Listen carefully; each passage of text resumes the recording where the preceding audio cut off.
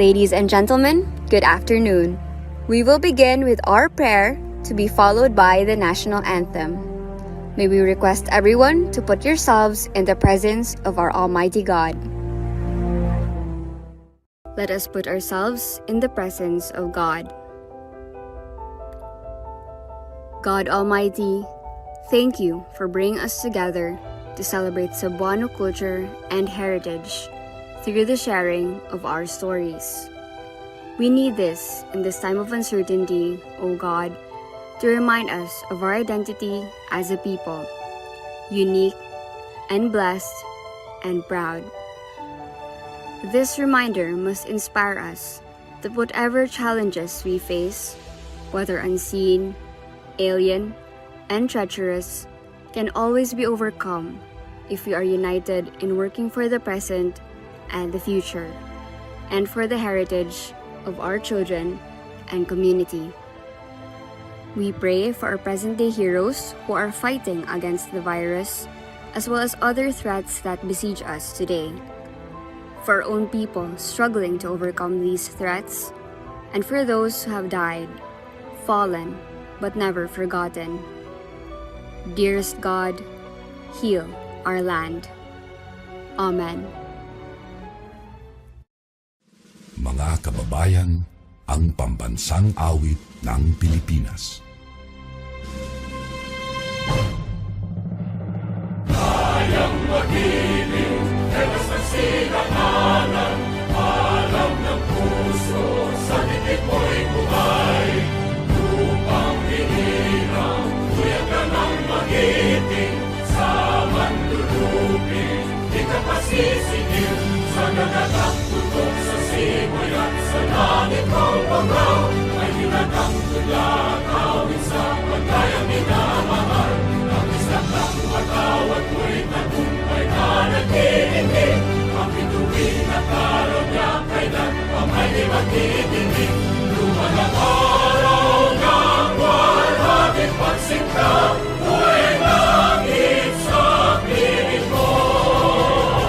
Ang inigaya ng pagkay mga api, ang mamatay ng dahil sa'yo.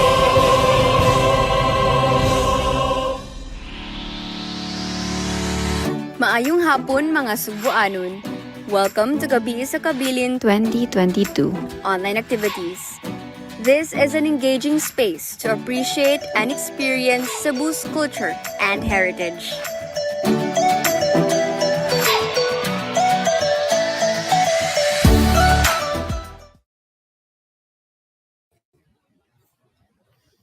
Mayong hapon sa tanan. Heidi Palapar here, GSK Event Director and your moderator for this afternoon's program. Welcome to our second webinar of the Gabii sa Kabilin online activities for the year.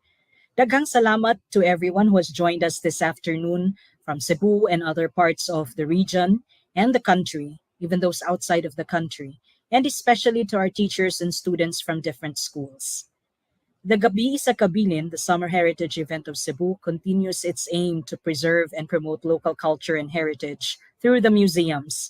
This year, we have been delayed with our online activities and even in our Gabii sa Kabilin event, because aside from the ongoing pandemic, we also experienced continuous disasters, especially with the Super Typhoon Odette last December 2021.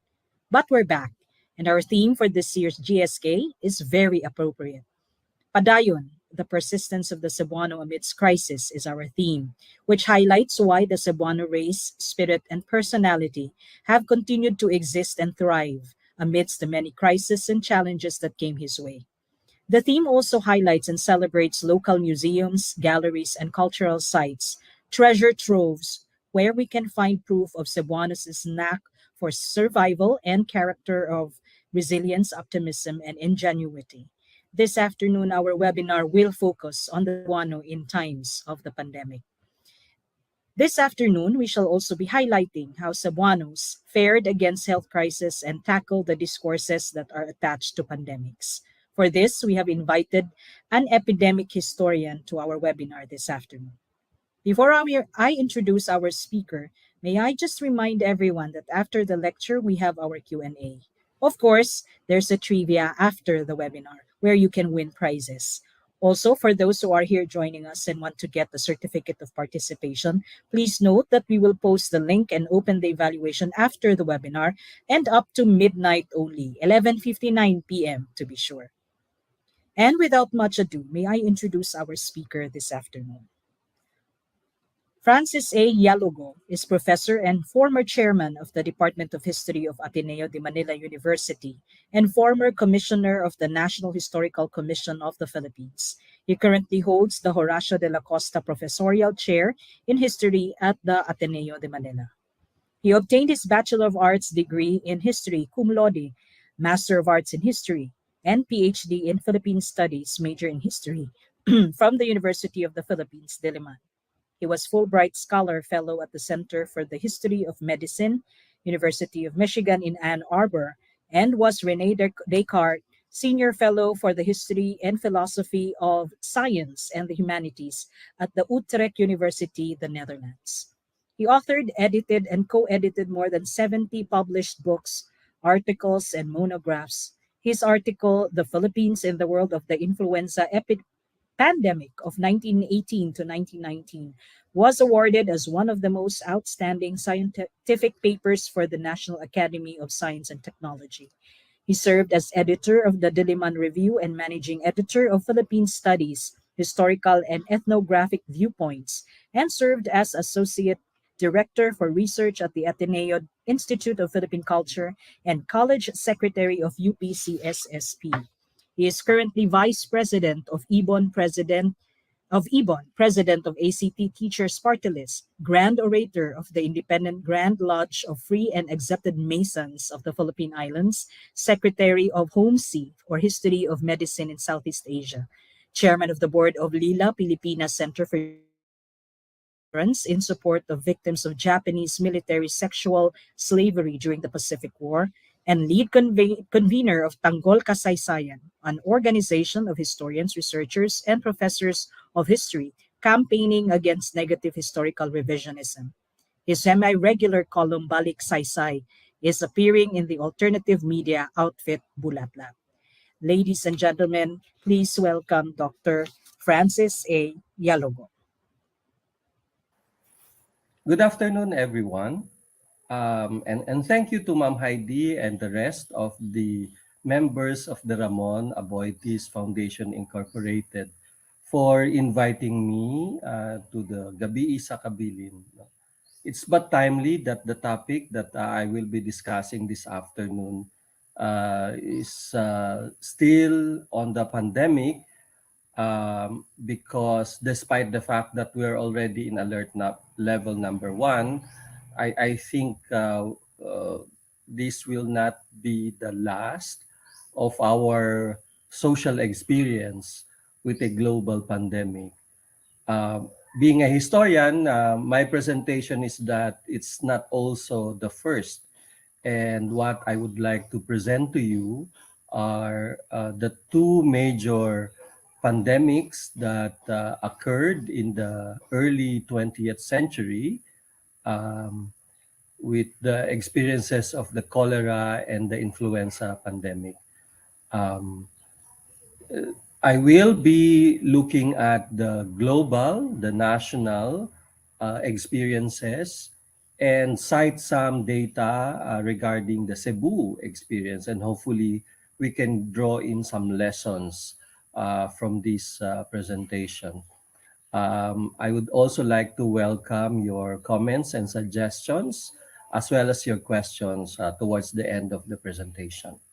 So allow me to share my slide with you. Um, yes. So the title of my presentation is Pandemics in Philippine History, Experiences from the 1903 to '05 Cholera and the 1918 to 19 Influenza Pandemics. I'm Francis Gealogo, a professor of the Department of History of Ateneo de Manila University. I'm also the lead convener of Tanggol Kasaysayan. It's an informal group of researchers, historians, and enthusiasts in history who would like to advance historical truth on many topics. Okay, and So before I begin with my formal lecture, perhaps it's essential for us to be grounded and level of on the same definition of terms, no? So that whenever we utilize these terms in the manner of my presentation, we know that we are speaking and talking about the same terms. No? Um, some disclaimer though, I am not a medical doctor nor an epidemiologist, and therefore I will not be giving you the technical definitions of these terms. I would like to laymanize these terms so that it's understood to be the same for all of us. No? When we say more, there are two major clusters with three specific terms that may be useful for the course of our presentation. The first cluster revolves around morbidity, mortality, and transmission. And the second cluster is the nature of the disease, it being either endemic, epidemic, or pandemic. Again, these are not technical definitions. When we say morbidity, we look at the number of those individuals who succumbed to the illness, who fell ill. So when we say morbidity rate, it's the rate of those who got sick over the general population. No?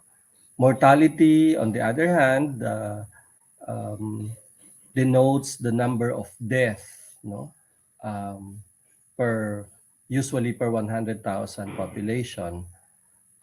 So case-specific morbidity and case-specific mortality would simply mean uh, specific to a particular disease. So, for example, cholera morbidity rates or influenza mortality figures. That meant it's specific to the um, the diseases of aforementioned. The manner of transmission is equally important for historians of medicine and epidemiologists. Some diseases are um, transmissible from one species to the next, while the others are transmissible within a specific species only. No, so for example, it may be from birds to monkeys, monkeys to humans, or within a particular species, human to human transmission. Um, it may be a viral transmission or a bacterial transmission depending on the nature of the cause of the disease. Uh, Transmission is a matter of life. For bacteria and viruses, they usually travel just like other species who migrate to other places. Um, but transmission becomes important for historians of medicine because it um, influences the manner upon which the gravity of the situation for a particular disease experience may become a phenomenon for the society, you know, to sort of um, experience as a social condition. A disease may be endemic, meaning it's found in a given population, in a given society. Some societies or population sets learn to live with it. That does not mean that the endemicity of the disease would make it less either transmissible or less fatal to the population. It's just that the population has adapted that it's part of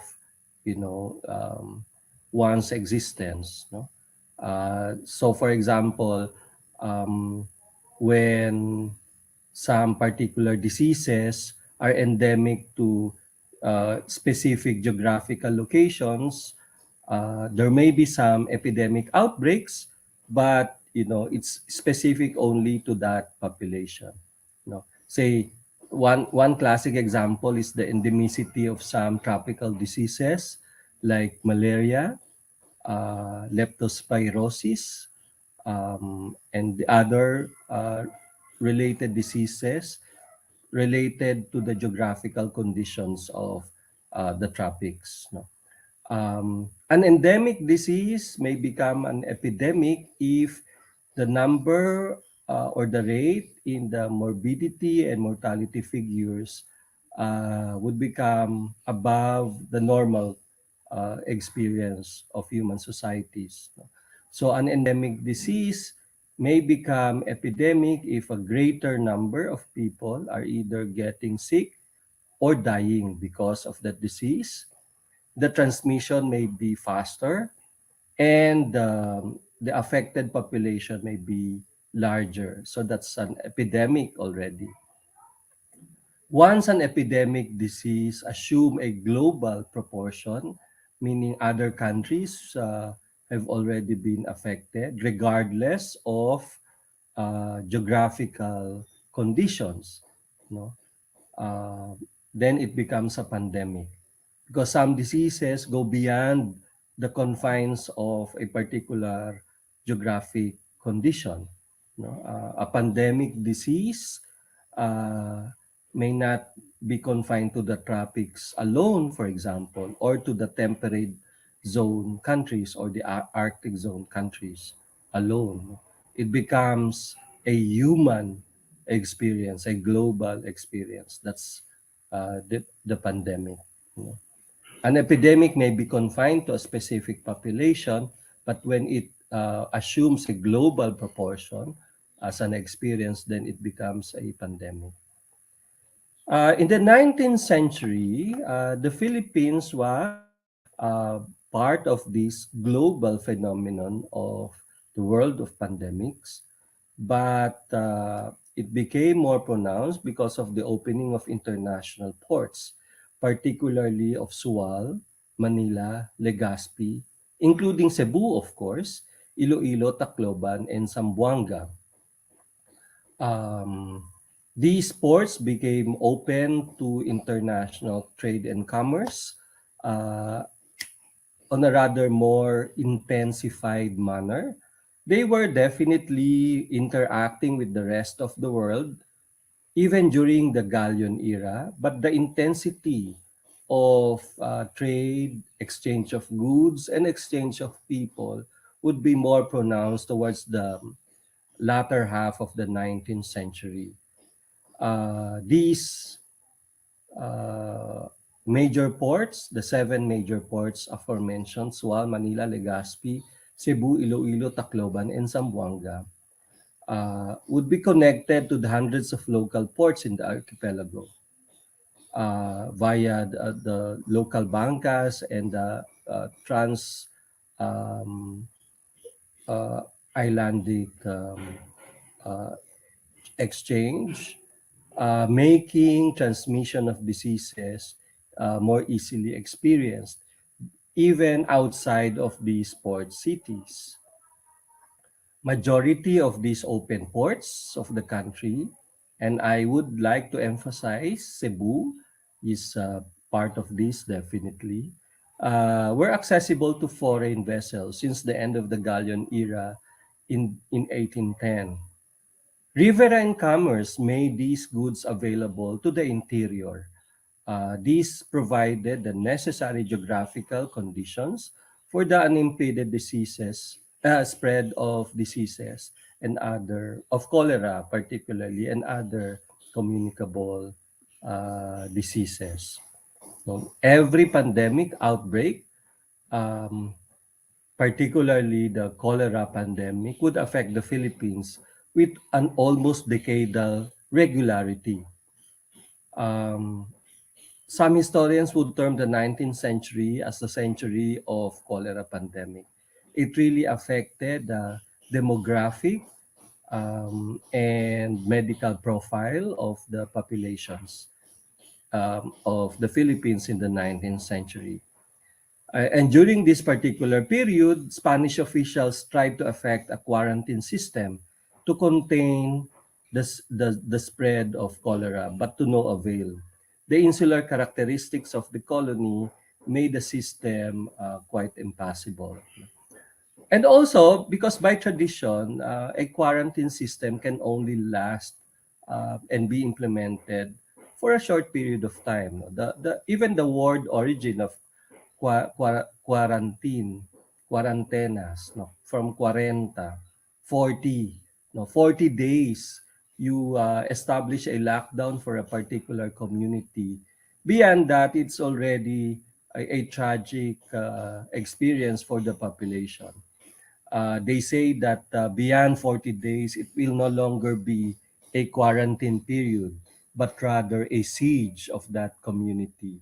So you really want to punish the community, you establish a siege more than 40 days, meaning famine will set in, hunger and thirst, and of course, economic dislocation will be the tragic consequences of extending the quarantine beyond the tolerable limit of 40 days. So the Philippines in the cholera pandemic of 1903 and 1905, this will be the focus of my presentation for the cholera pandemic. No? If we look at the 1903 and 1905 cycle of the pandemic, it's again part and parcel of this long 19th century uh, um, century of cholera pandemics in the Philippines, as it became part of the global experience of cholera pandemics. Previously, we have had experiences in 1816 to 26, 1829 to 51, 1852 to 60, 1863 to 75, 81 to 96, and 99 to 1923. Now, the last one will be one of the most virulent, as well as, if you notice, the longest outbreak. No? But the height of that pandemic in most of the provinces, including Cebu and the Tagalog regions, will be 1903 and up to 1905. Once a trading port in Asia becomes contaminated, the Colonial Health Board would almost always attempt to impose a 15-day quarantine system to no avail. Cholera would creep into the open ports of the country and then from there spread inlands. Sometimes a port of entry for goods and traders would also be the port of entry for the disease. No? So for example, if Cebu is connected to international trade from Hong Kong, from Saigon, from Singapore, as well as from local inter-island trade like it's connected with Iloilo, Bacolod, and Tacloban or Zamboanga for that matter. All of these would be potential sources of um, infection creeping into the island. And then from the port of Cebu, it will spread to the other parts of the island. So aside from international commerce, I would like to point this out. No? Local vendors selling fruits, vegetables, and cooked food to almost every Pueblo market were to be found. The colonial authorities tried to regulate the sale and consumption of these food items, but this became a matter of survival for the majority of the population, particularly in the agrarian countryside where land conversion for cash crop production became the experience for most of the communities in the countryside. The people had no other recourse but to buy consumable food elsewhere. No, because they cannot consume the cash crops. For example, sugar or abaca or copra. No, being planted in most of the agrarian communities, definitely they need other food staples. They cannot consume abaca definitely, or copra every single meal. No? These are not uh, the food items essential. So they need to buy food, and therefore we need the communities would need local vendors selling these. No? So if the authorities would limit the sale and purchase of these items, then you are uh, forcing communities to conditions of hunger and famine. The 1902 to 1905 outbreak was one of the most virulent in the history of cholera in the Philippines, coming at a time when the archipelago was being subjected to American occupation with disastrous consequences. To contain Filipino resistance, American authorities created concentration camps, entered in previously isolated communities, and created conditions for the local population to seek refuge in other areas to escape the war. All these created the conditions in the spread of cholera. In Cebu, for example, the movements of the revolutionaries uh, relegated by the American colonial authorities as bandits. No, Leon Kelat was the classic example of this.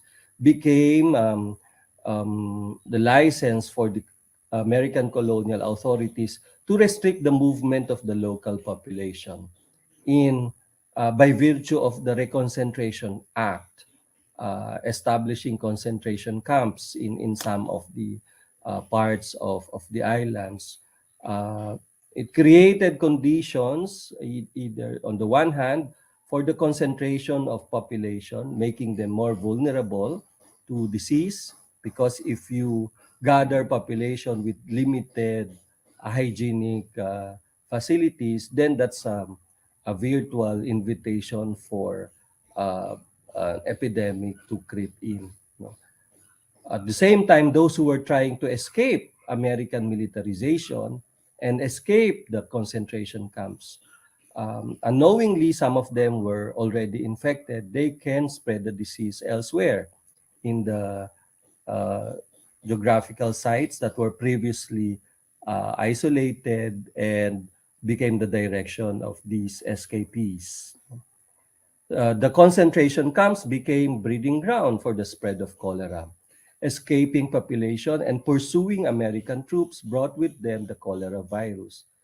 There was a total breakdown in sanitation and food production, provided and made the conditions even worse. Cebu became a focal point of cholera outbreak in central Visayas because of its geographical location. There were significant reports of the sanitary officials, no, that efforts were made to quarantine the area by restricting maritime and riverine trade, of course, and confining the population to their households.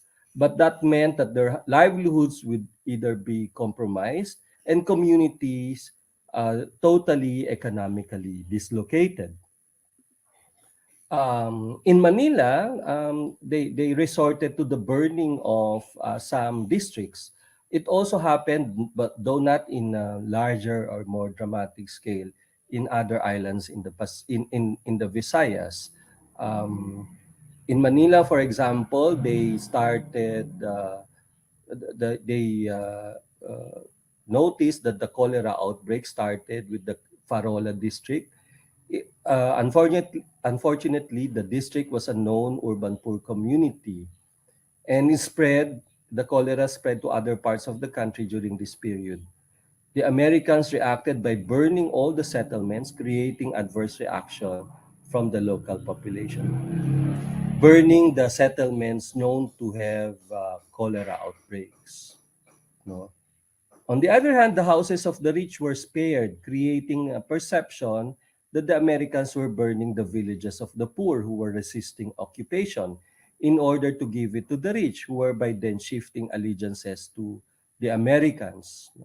Again, it also happened in Cebu. No, Mike Cullinane and Resil Mujares provided us with in-depth, incisive studies on the Filipino-American War in Cebu, and this also happened. No, the shifting in the alliances, but also because from a medical perception, they thought that even as late as that time, they thought that cholera was spread by bad air, not by contaminated water, not exclusively by contaminated water nor contaminated food. So the houses of the rich being more airy, light and bright, they say, where natural ventilation can be found in high-ceilinged bahay na bato, they were spared from the burnings because they thought that it's healthier to stay in these large houses than in the small bahay kubo. That provided a class-based perception among the poor that they were being targeted, um, and not the disease uh, were being targeted by the authorities. The difference in the materials used in house construction between the rich and the poor was mistakenly identified as one of the factors in the spread of cholera. Again, no, in Tagalog, it's bahay kubo and bahay na bato. Mistakenly identified as one of the factors in the spread of cholera. But in the perception of the majority, created further class divide among the experiences of the population during the war, the Filipino-American War, and during the war against cholera. In order to contain cholera, the Americans also tried to restrict food trade in the cities, Cebu included. Combined with the concentration camps in most farm communities, famine conditions set in. Since the people had no other access to food, smuggling of contaminated food unfortunately became rampant, um, further facilitating the spread of disease. Again, the war became a war of perception. The popular perception was that famine was caused by the Americans trying to kill the Filipinos by hunger. It became a choice, therefore, of whether the Filipinos would die of cholera first or of hunger later if they did not become a casualty of the war. So the choice was either they will die of hunger, they will die of cholera, or they will die because of the war. In any other case, for all of these choices, they will die. So that's a very tough choice for the population. But just like the rest of the archipelago, Cebu would also become a center of resistance, and therefore some of the resistance revolutionary fighters would be captured and would become prisoners of war. They were put into cramped jail facilities. Again, if you concentrate them in cramped locales, that would make them more vulnerable to cholera during the outbreak. Again, it was perceived that the Americans were poisoning the resistance fighters in order to affect the colonial occupation, affect and implement the colonial occupation. At the time of the concentration camps and food blockade imposed by the Americans to fight the resistance, there was also an attempt at forced hospitalization of cholera victims. Usually, the sick will be at their advanced state of illness, creating parallels with prison population.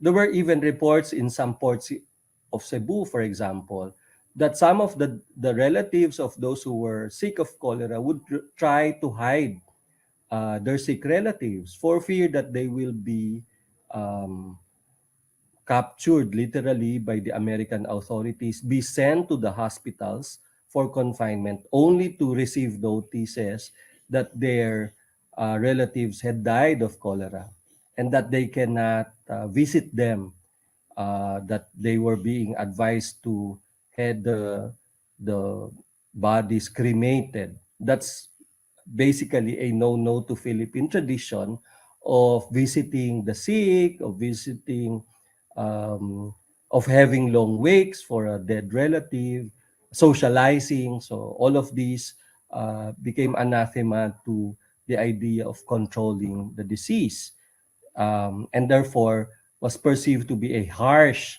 imposition on the part of the sanitary authorities, as a punishment to a resisting population. The Americans, on the other hand, blamed the unsanitary practices of the Filipinos for the spread of the diseases, with the draconian measures like the burning of villages, forced evacuation, and establishment of concentration camps as means to combat cholera. American sanitary order came at a time when American military and political order was being imposed, creating parallel programs of containment, surveillance, building alliances with the elite, and containing popular resistance. Again, these were two parallel campaigns, no? The military campaign to contain the resistance and the sanitary campaign to contain cholera. But both campaigns were perceived to be harsh, and the main victims of these were the poor population. Sanitary order of the colonial project, in contrast with the disorderly and uncontrollable resistance communities teeming with the diseases and restlessness, became the theme of the uh, experience. So we come now with the second pandemic of the early 20th century as experienced by Philippine population. And I'm referring to the 1918-1919 influenza pandemic. Um, this is one pandemic that really shocked the world, coming at a time when the First World War was coming to a close, um, and therefore the population pressure resulting from the war became even more pronounced as a result of the outbreak of the pandemic. There were more mortality figures that can be considered as case specific to influenza compared with the mortality figures related with the war. There were more influenza casualties than war casualties in 1918. One must also consider that there was just like now, the great experience of othering. Some would say that populations were dismissive initially of influenza because of the perception that their local population uh, were not to be affected. It's disease of the others. No? Even in the nomenclature, it's called the Spanish influenza or Spanish flu because at that time, the combatant powers in the First World War were trying to suppress the transmission of news that may weaken their position in the negotiations for the armistice. So censorship was implemented even in the medical reporting of disease outbreaks. Spain, being a neutral power, was openly reporting anything and everything. Um, they will they were not affected anyway by the post-war reconfigurations because they were neutral. They declared themselves neutral. So because of this, there was the perception that there were more mortality figures related to influenza in Spain, and therefore it was called mistakenly as Spanish influenza. But if we are to trace the origins of influenza in 1918, it can be traced to the military forts in Kansas, no, particularly in Fort Riley. But other societies, uh, you know, persisted in what may be called the othering of this disease. It was called the French flu in Spain, Chungking fever in France, Flanders grippe by the British, Blitzkatar by the Germans, pointing to their supposed Russian origin. Uh, though it was considered a fever of war, it also provided highlighting of national quarantine boundaries, or disease boundaries as part and parcel of national security precautions. And therefore, there was this again, the experience of military um, strategies being implemented in combating the disease. No? It was a three-wave epidemic, just like some pandemics, even COVID, right? We have had waves. Uh, Influenza also have had waves. If cholera had cycles, decadal cycles, influenza, the 1918-1919 influenza pandemic came in waves. The first wave was May to June 1918. There was high morbidity but relatively low mortality. The most virulent and the most fatal was the second wave, October to December of 1918, with high mortality and high morbidity being experienced globally.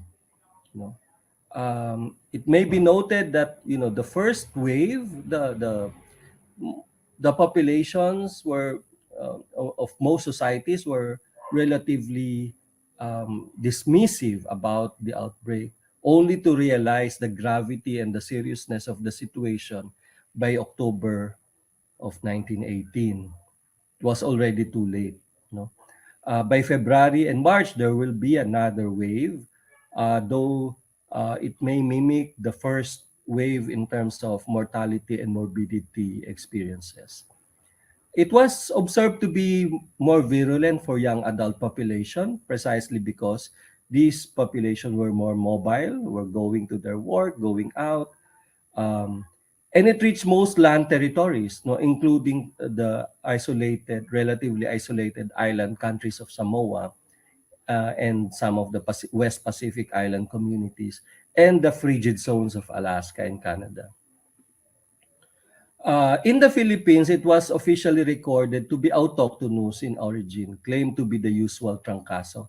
And this is one peculiarity. While the other societies were saying, oh, it's not our disease, it's their disease.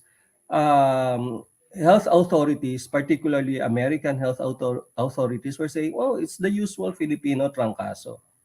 But then again, that sense of lack of seriousness or dismissiveness made it more fatal and virulent among the population. Officially, it claimed around 90,000 victims, with a case morbidity ratio of around 45 to 55% of the population, meaning half of the population became sick of cholera, and 90% died of it. 90,000 rather, 90,000 of the population. 90,000 at the time when our population was just around 10 million. If we transpose it to the current more than 100 million population, just imagine that would translate to around 900,000 to 1 million population dying of a particular disease. We haven't reached that proportion, even with COVID or with the other diseases. Just some trivia. The rate of transmission was also very, very fast. The number of those who died of influenza in 1918 in 24 weeks was even higher than the number of those who died in the AIDS pandemic in 24 years. So 24 weeks lang in influenza, 24 years for AIDS. Influenza had higher mortality rates. The first wave was generally confined to Luzon with high morbidity but low mortality. But the second wave affected most of the archipelago. And if we look at these seasonality employment, we can, of course, have the appreciation that indeed the bare months of October, November, December had the highest mortality figure, highest death rate, highest case percentage mortality figure. And if we plot this into the map, this was the first wave, and this was the second wave. If you look at the experience of Cebu, Cebu will be the focal point. No? Previously, the first wave had more cases in Manila and the Tagalog regions. And unfortunately, the second wave affected most of the Visayan region. The only province that that's in red, meaning more than 40% morbidity and mortality figure, was Pangasinan. No? The islands of Iloilo, Leyte, Negros, Cebu, and Samar had 40 plus rates of death per 100,000 population. A case in point, for Mindanao and the Cordilleras, I suspect that the white or the low level of recorded death was more of a function of underreporting rather than low experiences, because there were narrative reports about outbreaks also in these regions, but these were not reported in terms of actual number of deaths and actual number of those who fell ill of influenza. So again, it's very important to look at the data and the quality of data of whether underreporting um, becomes more of a problematic for the social analyst. So main victims tend to be again younger than 40 years old, affected 45 to 55% of the population, with 2.5 to 3% case mortality. That's very high.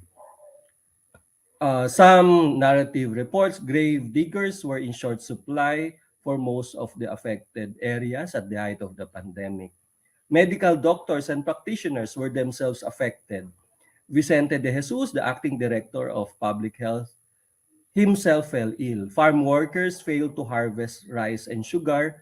Laborers failed to report to work. So the economic consequences was equally tragic compared with the medical and sanitary epidemiological concerns of the population. Um, some confined and unconfined populations also sort of provided the impetus for the spread of cholera. I would like to make particular mention of Camp Claudio, a military training camp for the Philippine National Guard. Some of the recruits for the Philippine National Guard to be trained in Camp Claudio. Camp Claudio is presently in Pasay.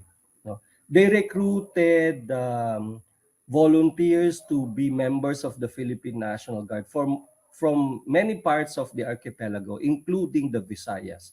Many came from Bohol and Cebu and Negros and Samar Leyte. They were all camped in Camp Claudio for military training in preparation for a possible Philippine engagement and involvement in the First World War.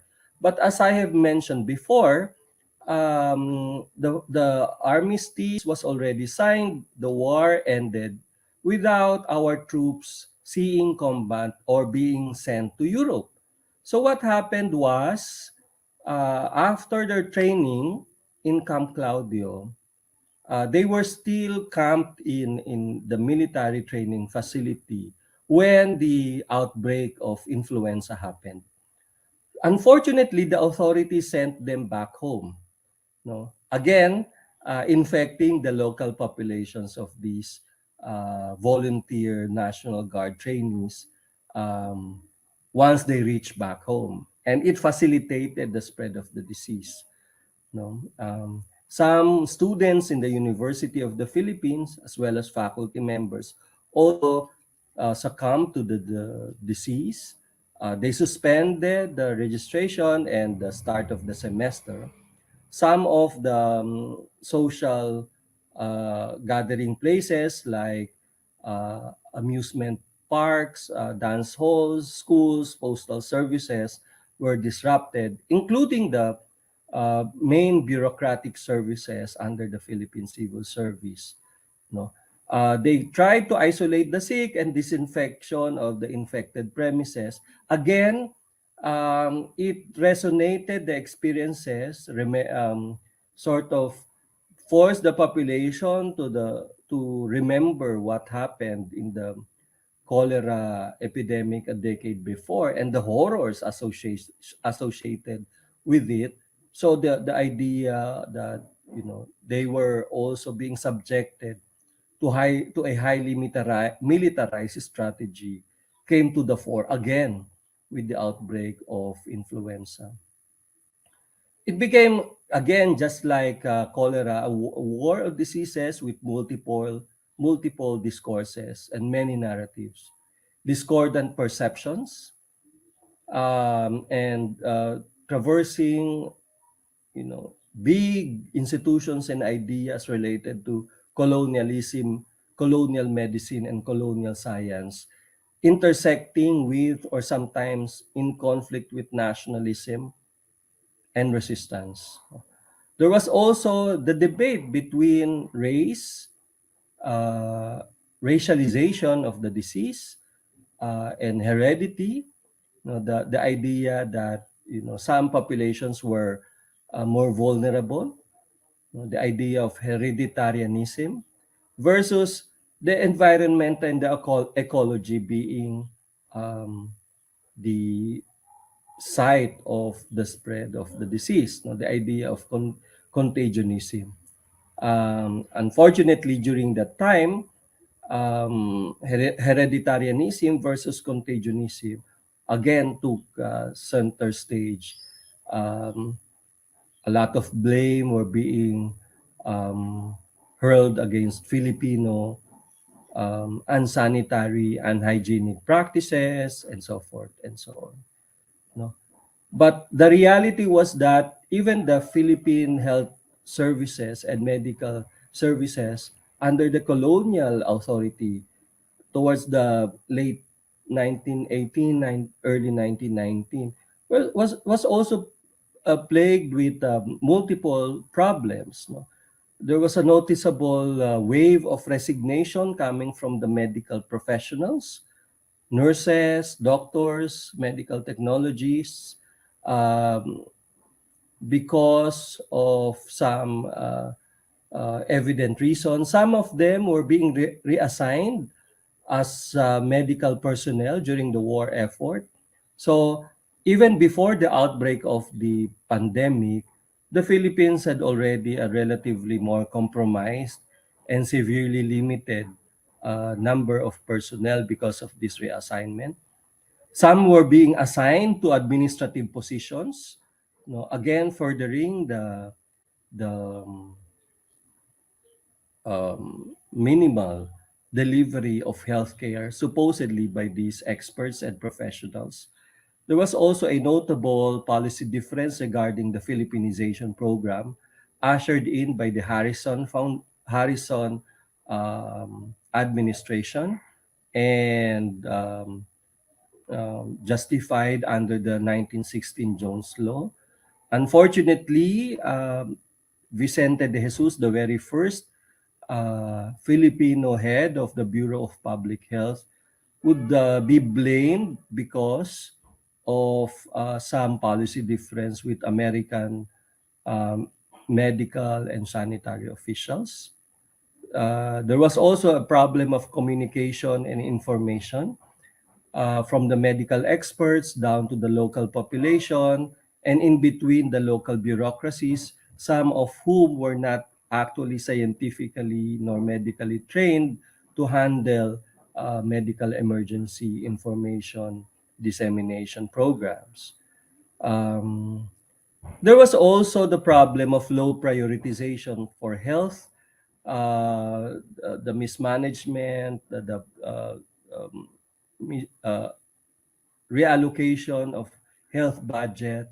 Unfortunately, a salary law was implemented before the outbreak, bringing down the salary of most of the medical um, personnel, not only doctors but also nurses, no, and the other related um, medical professionals.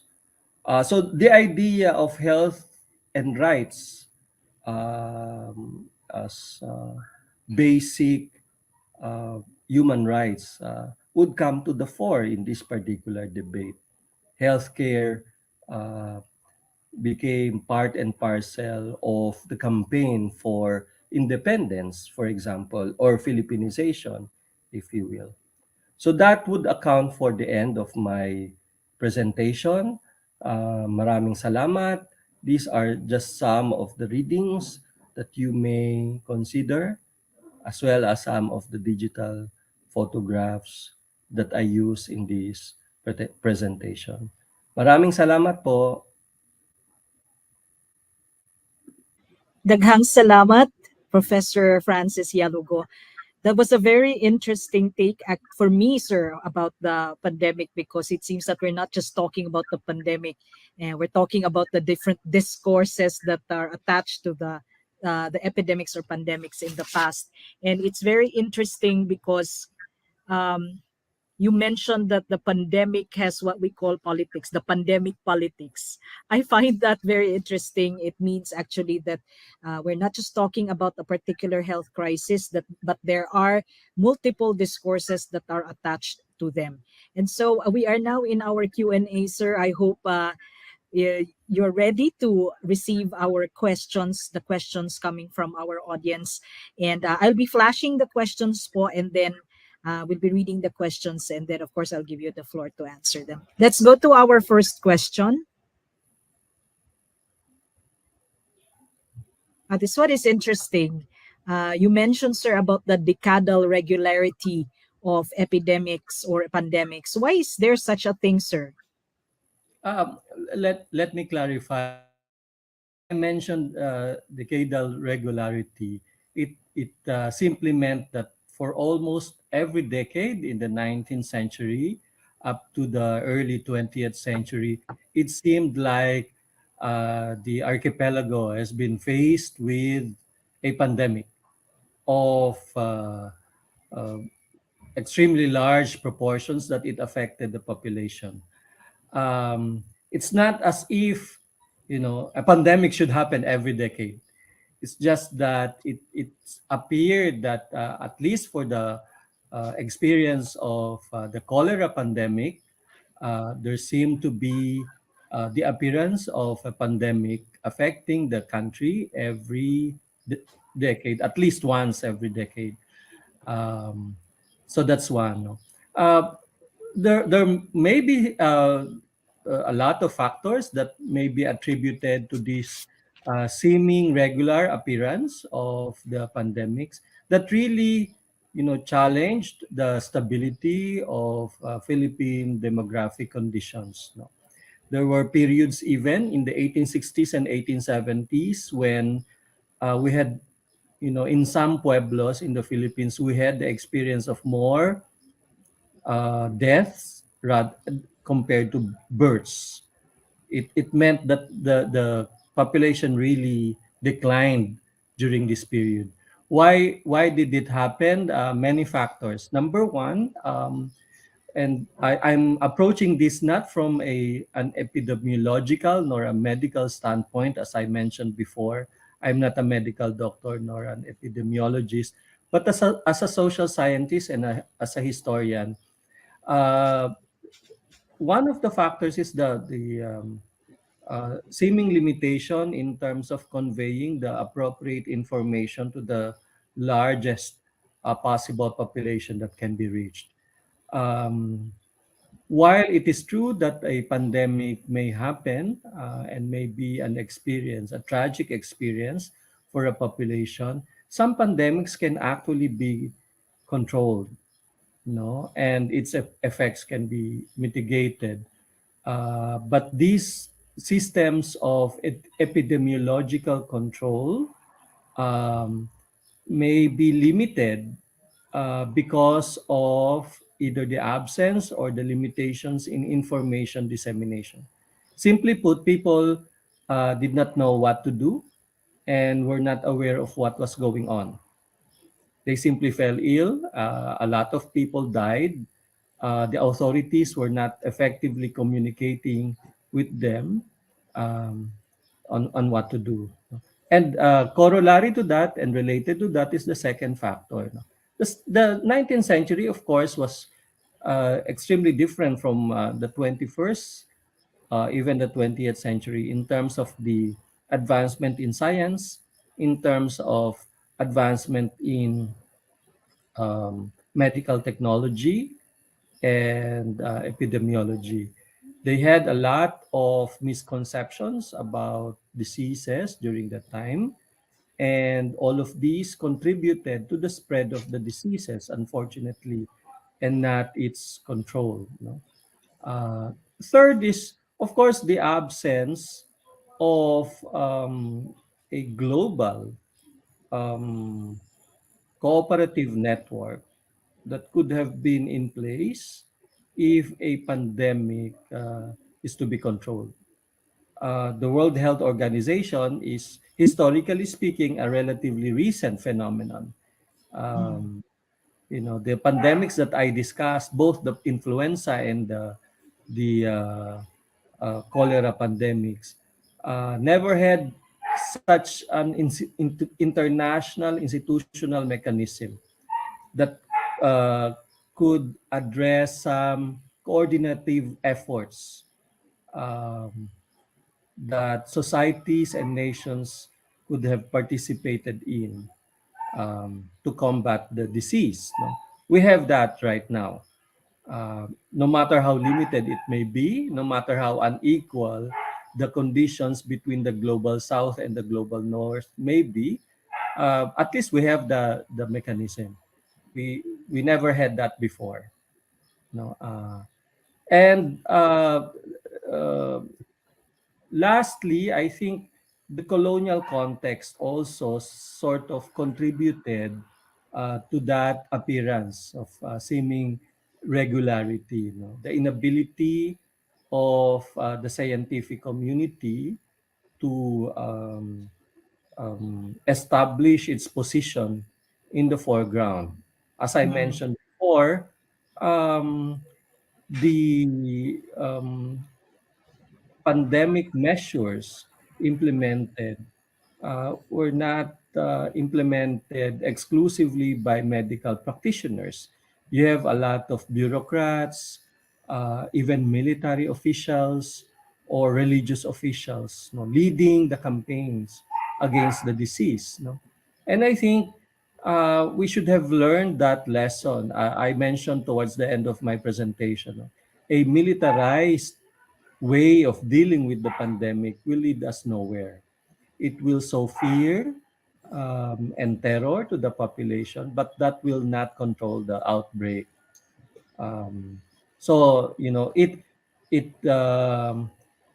was experienced with seeming regularity because of these incapacities of the institutions to address the issues.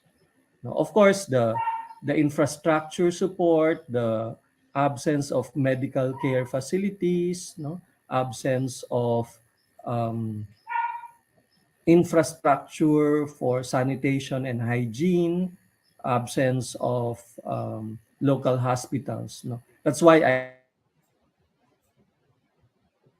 towards the end, it's not only a question of surviving in the pandemic, it's also a question of recognizing access to clean water, recognizing access to clean food, recognizing access to healthcare as basic human rights.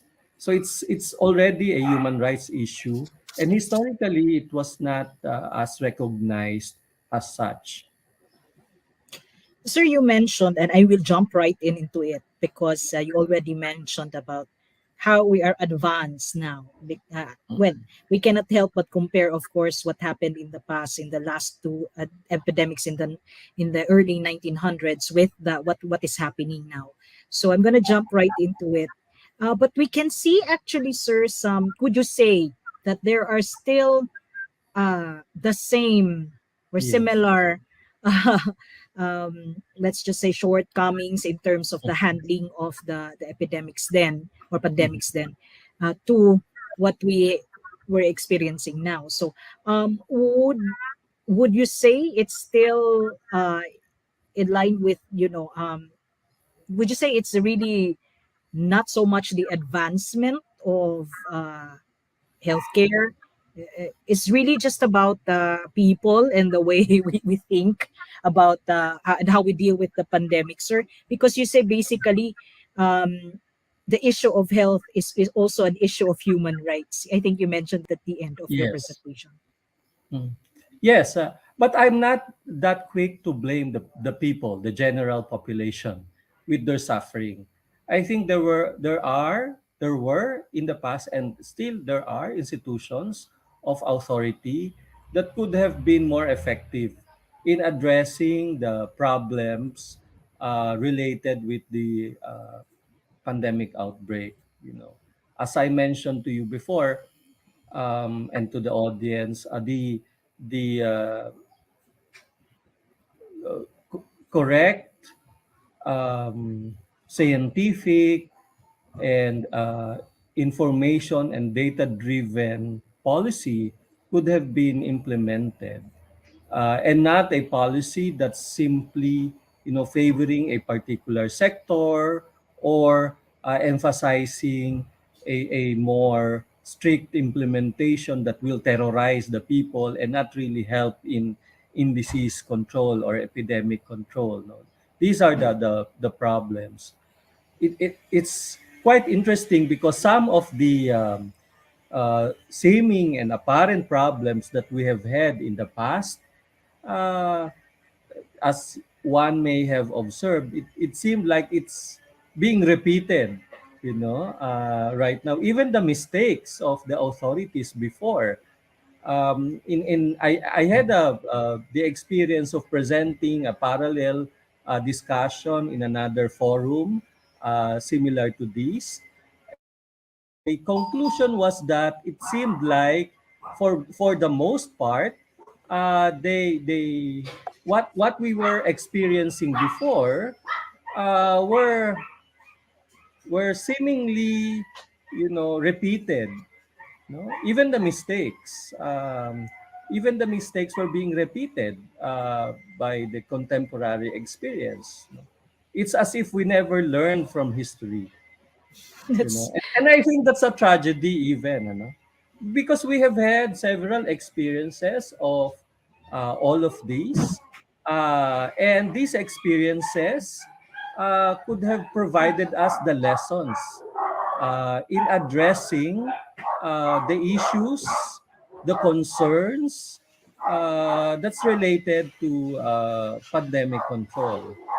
Unfortunately, it seemed like we haven't learned the lessons of history that much, or we simply took it for granted. maybe the Historical latter, amnesia sir. is really, yeah, historical amnesia is really a serious social concern, especially Yes, for historians. No? historical amnesia seems to be also a pandemic, sir. Yes, yes, exactly. But anyway, sir, we'll move on to our second question po. Here's our second Apologies for question. the background noise. No? And it's okay, sir. During the cholera pandemic, could it be possible that we were infected at an earlier date than what was reported because of our close contact with the Chinese merchants? Yes, yes. I the focus of my presentation was on the early 20th century cholera and influenza pandemics, but I also introduced some historical notes about the 19th century cholera pandemic. That uh, should not be taken in as the beginnings of our um, pandemic experience with cholera. It happened before.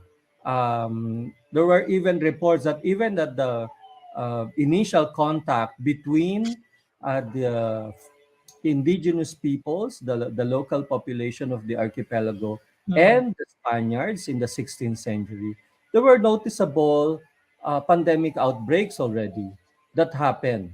Um, so again, no, it's I don't want to advance the idea that a particular disease can be associated with a particular group of people or nationality. We are all human beings anyway, and we share the same DNA, and therefore we share the same level of vulnerability with other nationalities, no?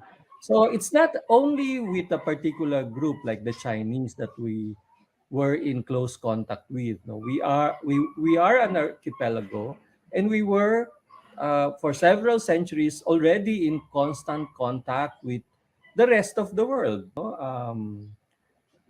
With Southeast Asia, our immediate neighbors, both archipelagic Southeast Asia and continental Southeast Asia. And because of that, we were interacting with mainland Asia and the rest of the world, even Europe and the Americas, no?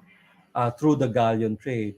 So I also premised my presentation that trade routes were not only routes for the exchange of goods and population, but also the exchange of Change disease, diseases. unfortunately. Yes.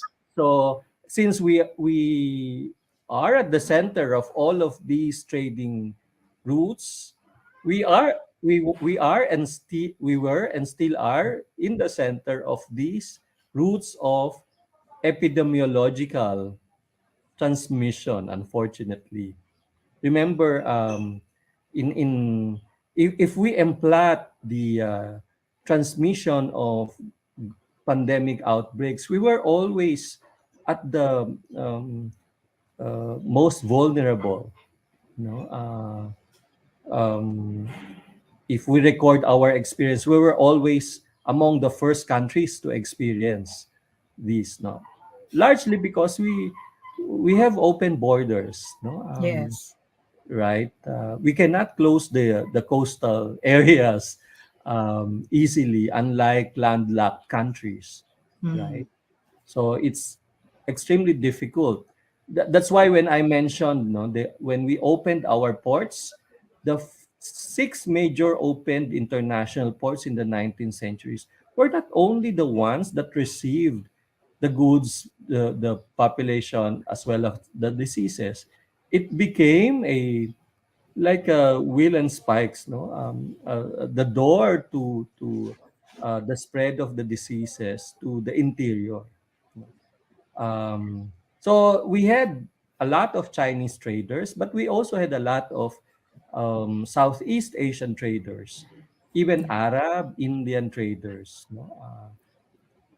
You So mentioned, sir, about it's sort of indirectly that the exchange of diseases is also facilitated by uh, the connection to waters, for example, because yes. that's where I noticed in when you drew up the spread of the disease. I think it was for the influenza Mhm. pandemic, pala, and you drew in the map, no, the first wave and the second wave. I noticed that Mindanao was never really Mm. contaminated.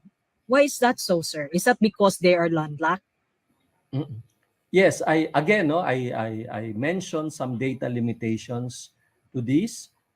Both the Cordilleras and most of Mindanao seemingly exhibited very low levels of Mm, morbidity and mortality related to influenza. But I would like to treat the data set with extreme suspicion and mm, caution. Why? Because again, the information dissemination, the data feedbacking was extremely limited during that yes. time. Um, it may be a function, as I mentioned in my lecture, a function of under enumeration. Um, that populations were also experiencing high levels of influenza outbreaks, but the data were not transmitted to the central office. We also Mm. had that experience even with COVID, right? Some far-flung areas were seemingly unaffected as revealed by the data, but if you go down the ground, they were already suffering, you Yeah. know. So the reporting, the data collection, data transmission is as equally important as the information dissemination and the control of the diseases.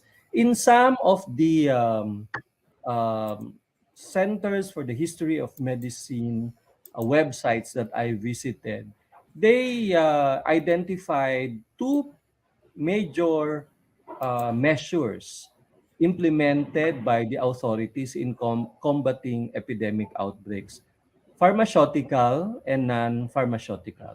Of course, pharmaceutical, it's very easy. No, it's either you take orally or Mm. intravenously some medications, or if you want to prevent the spread of the disease, you take inoculation or vaccination, no? Bakuna. No? Mm. Uh, but the non-pharmaceutical is equally important. No, do we have the necessary infrastructure? Do we have the socially acceptable measures of control, like social distancing, wearing of Mm. masks? These are Yes. non-pharmaceuticals. No? But thirdly, it's equally important sa non-pharmaceutical measure, information and data. No? That's the reason why I highlighted that map, to also pinpoint that it may not be an accurate picture for the under enumerated areas, Mindanao and Cordillera. So the limitation in data gathering, in data feedbacking, and in reporting may have some disastrous consequences for policymakers, right? Correct. If Yeah. the data would say, wala namang effect, the population is not being affected, then the efforts at epidemic control will not be um, poured into that particular area or implemented in that area, to the tragedy of the population already suffering. But unfortunately, we're not being reported. That's why I noted in my presentation that under enumeration of data, under reporting, and even misreporting is equally serious a problem for epidemiologists, as the limitations in vaccination, the limitation in hospital beds, in medical personnel. These are equally important, I think. And that's Interesting, sir. For the COVID-19 pandemic, I don't think we really highlighted the need for the information, sir. And oo nga. this is the aspect that I think was that there's a lack of. Mm. Or even, explaining to the ground, no, to the ordinary people, no, why is it essential for us to wear masks? No, kasi why is it that it's important for us to have social distancing in some serious cases? Because it's very difficult to explain that we should practice social distancing. At the same time, pinapapila mo naman sila sa napakadaming siksikan to Oo get nga, sir. ayuda. Or in the checkpoints, no? The checkpoints became choke points. Oo. And the social distancing rules were totally disregarded. The unfortunate consequences of a militarized approach to epidemiological control.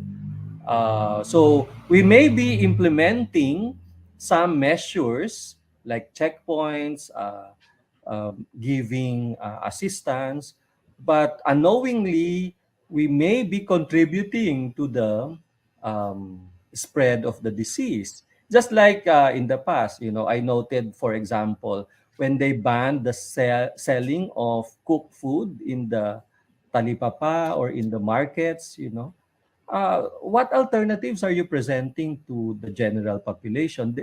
are you saying that it's okay to be hungry first so that they will not fell Get ill or get sick? So it's a question of either getting or dying out of the of disease, or dying or they of out of hunger. hunger. Oo. Yes, And that's also, the recent experience for, unfortunately, for some of our poorer members of society. When you establish a lockdown and, they had no livelihood whatsoever, they cannot even go to the market.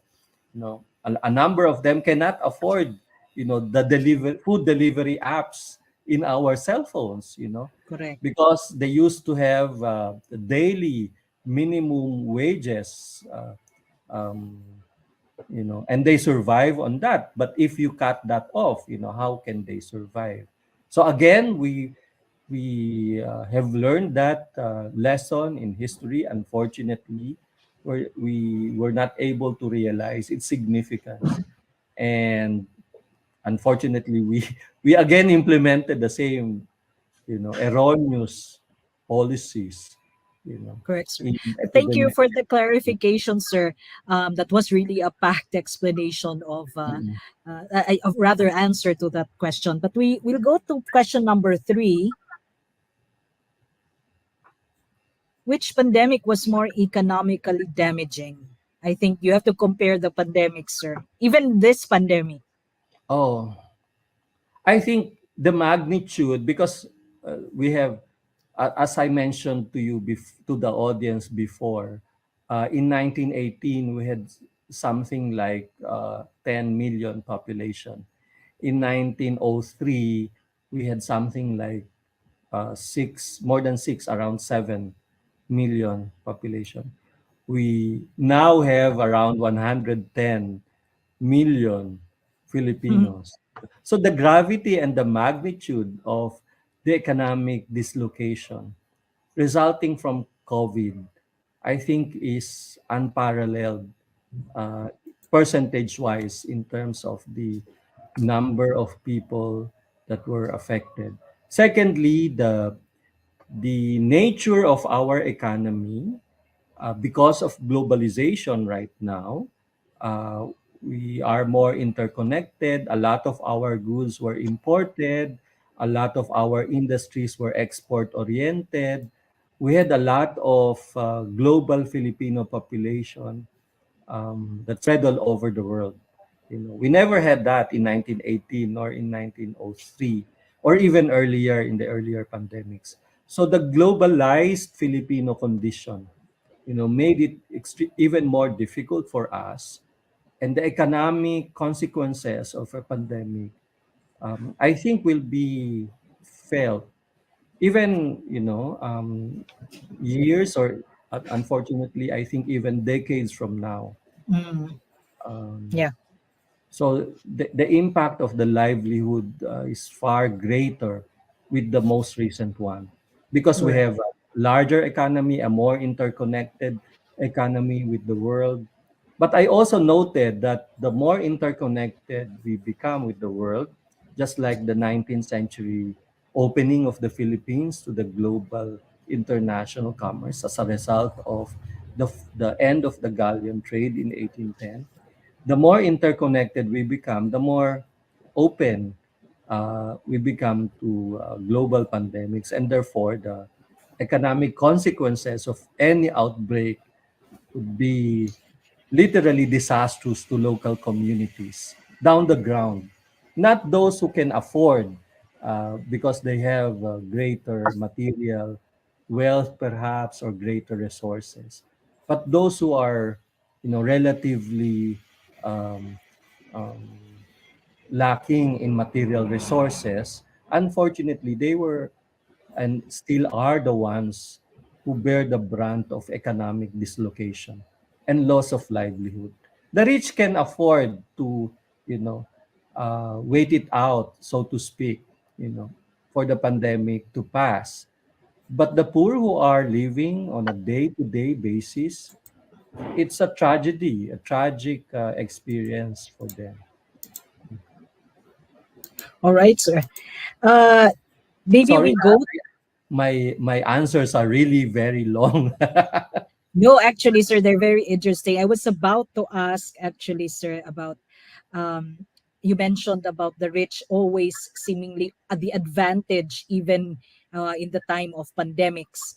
You mentioned about in the cholera pandemic, they were still at the advantage, sir. You mentioned about even the kind of houses they had, the architecture.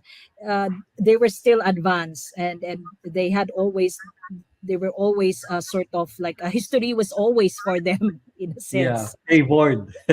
Yeah. So, but anyway, sir, let's move on to our fourth question. And let's see, our fourth question is, oh, now this is in comparison to COVID-19, the pandemic Mm. today. Based on the historical data, what could be the reason for the spread of the COVID-19 despite the quarantine restrictions?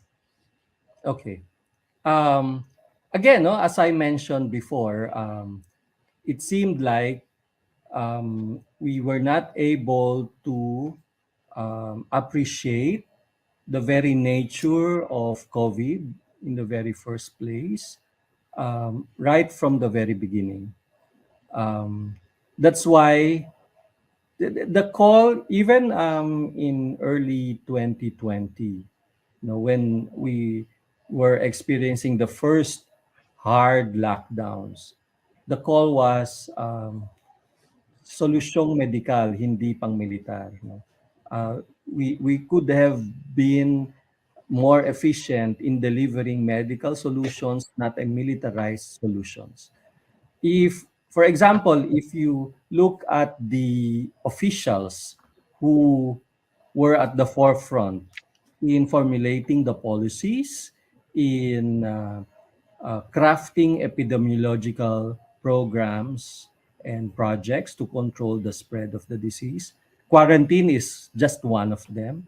Most of them were retired military officers, not epidemiologists, not medical practitioners. Diba?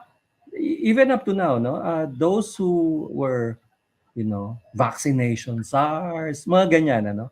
Most of them were men in uniform. I'm not saying that we should disobey the military because of this, no, but their areas of expertise and training is extremely different compared with the training of an epidemiologist, a virologist, a medical practitioner, a community health worker, even. Sir, why So, is it that the case, sir? I mean, it's funny that militarization seems to be like always the first thing to be thought of. It's like a knee jerk mm, reaction. Why is that well, so? Sir?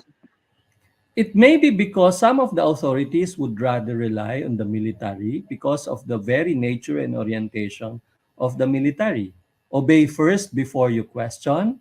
The command hierarchy, the idea that everything can be solved with the implementation of a strict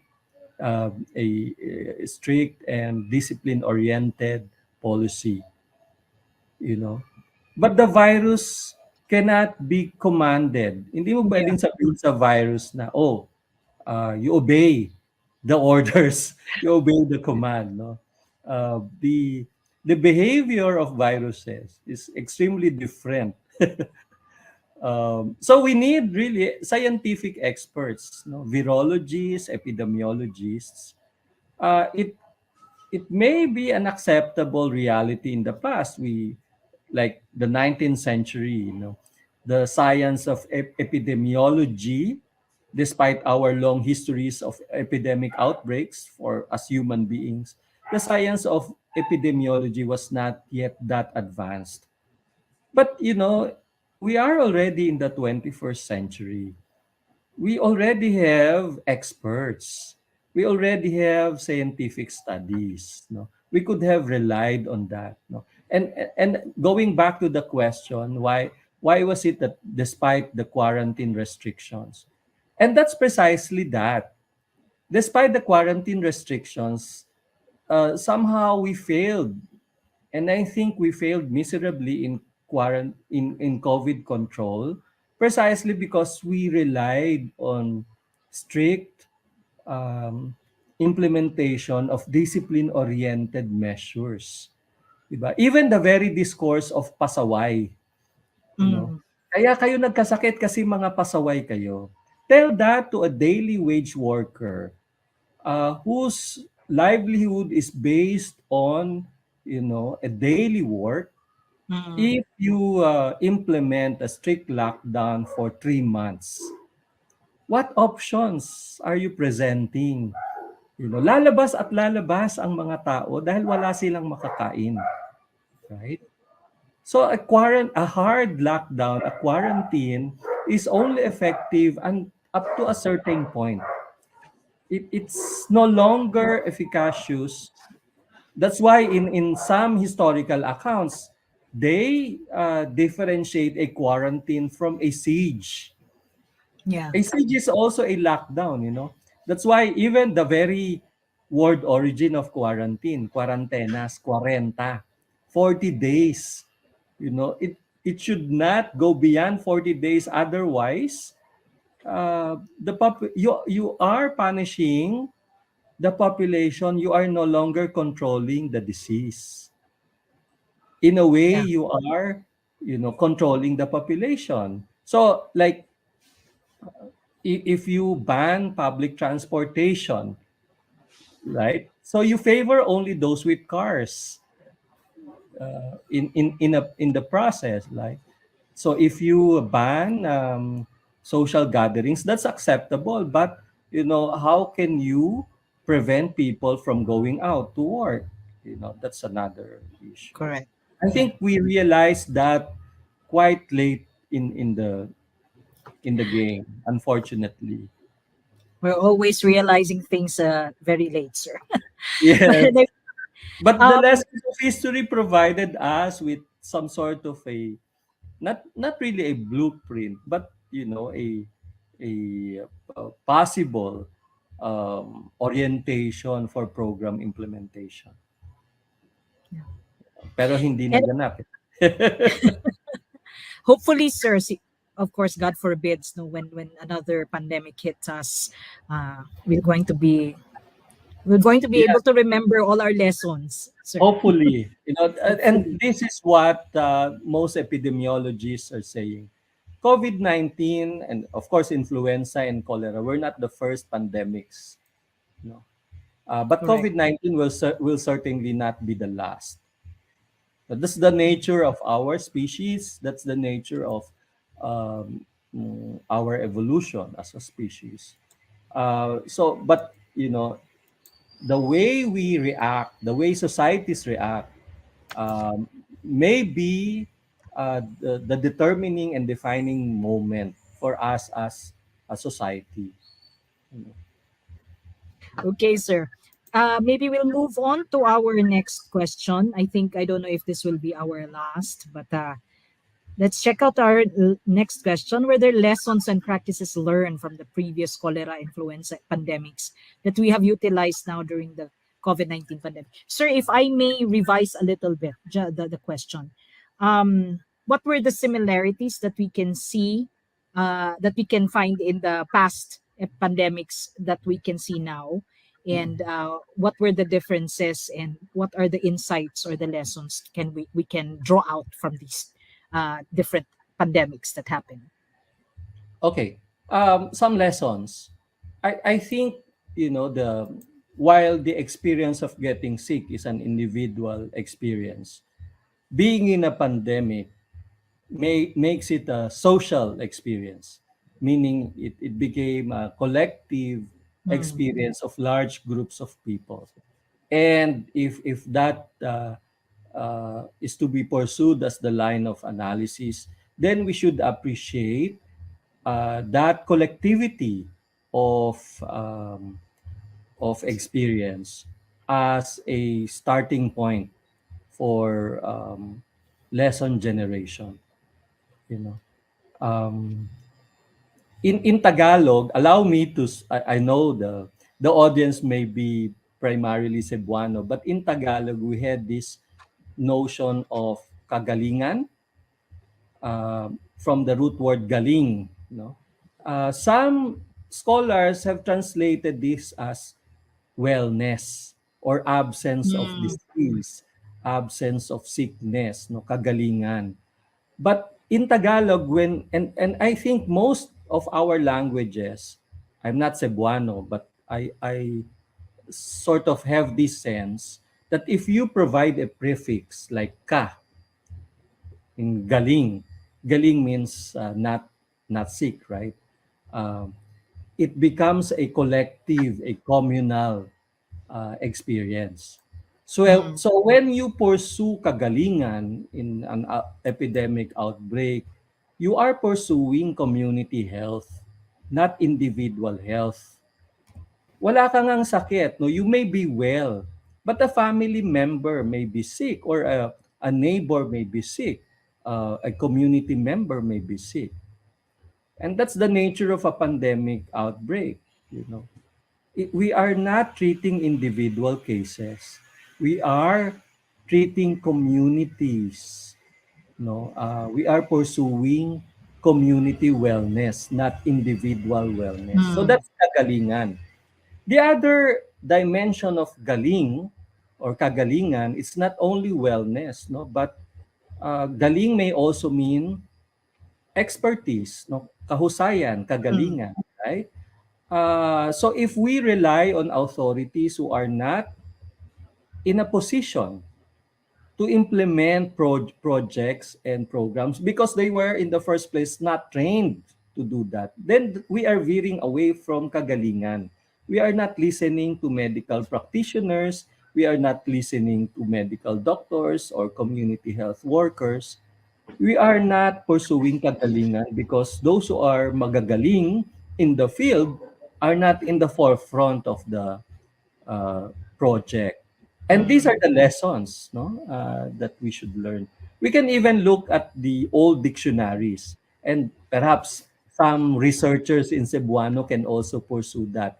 We have a lot of Cebuano dictionaries as early as the 16th century. Do we have parallel notions of, you know, wellness or illness that can be drawn out and therefore serve as the basis?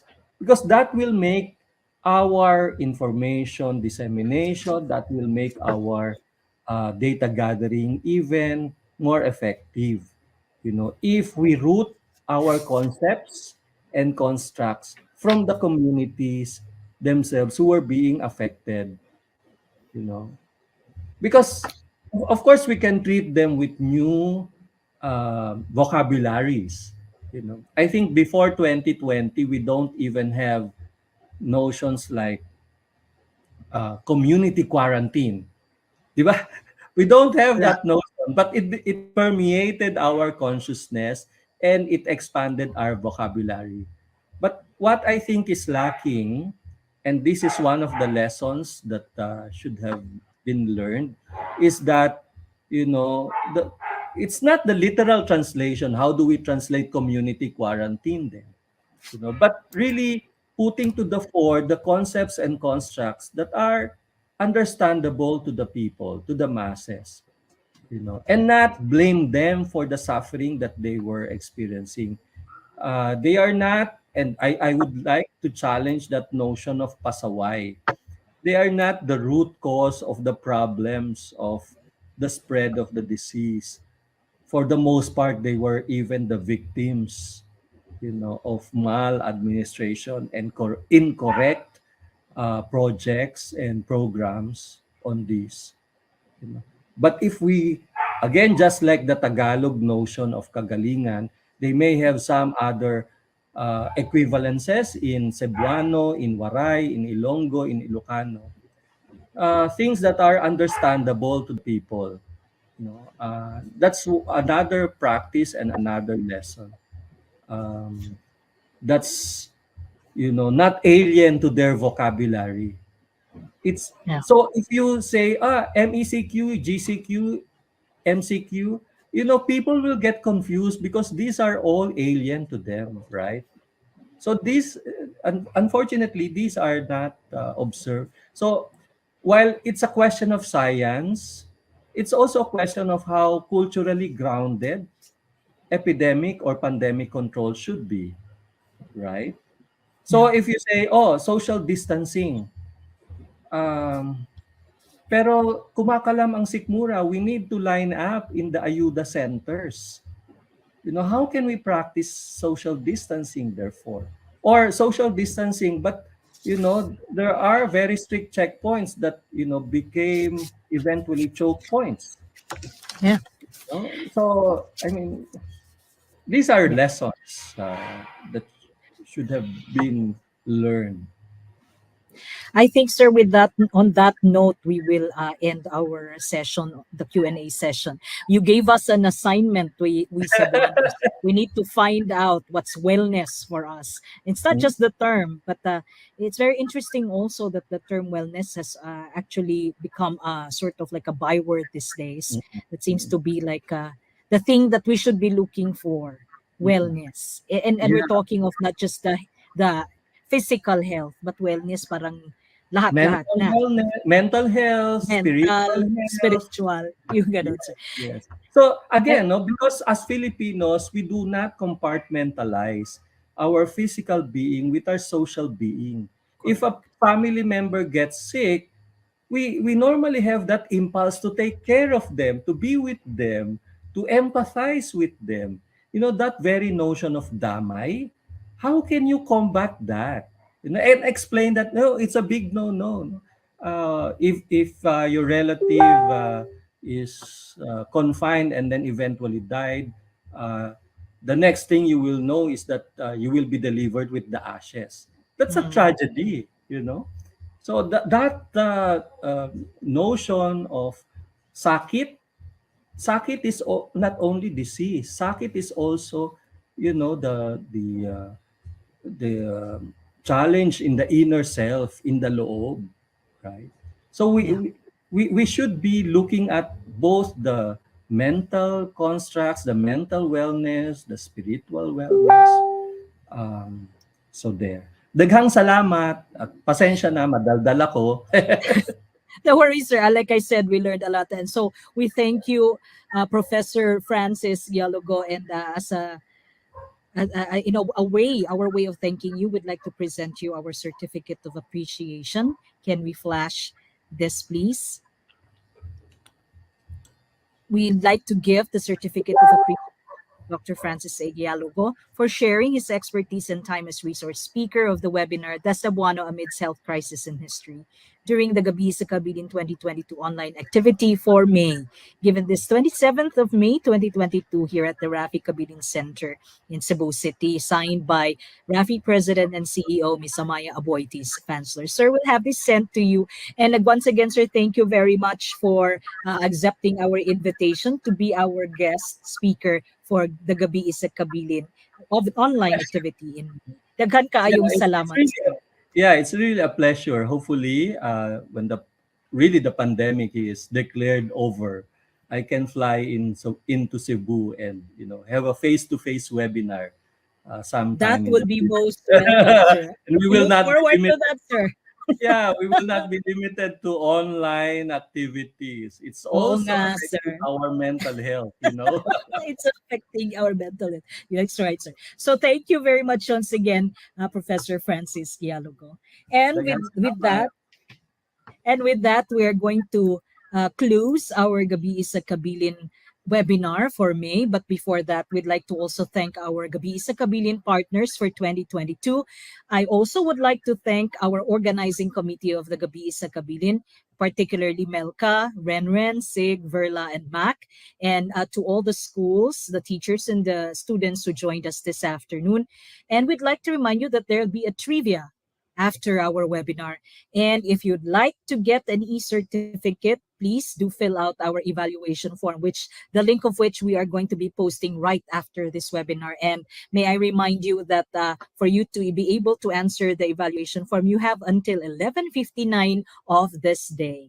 And on June 24, we have another webinar. This time, the Cebuano Amidst Wars in History, and we will have our parang suki na speaker, Dr. Jose Eliazar Bersales, who will be our resource speaker on June 24. I hope you will see you then, June 24. Please don't forget that. And thank you very much, everyone, for joining us this afternoon.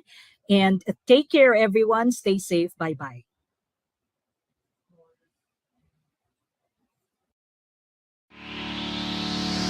Thank you so much for sharing your valuable time and for participating in our webinar today.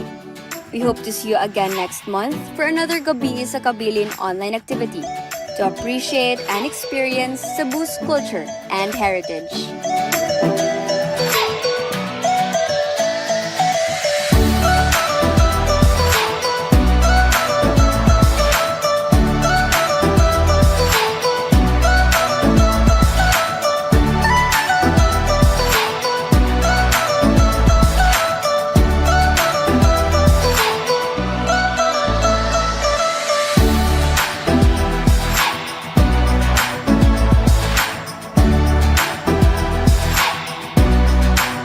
Please don't forget to like our Facebook page and subscribe to our YouTube channel. Again, daghang salamat!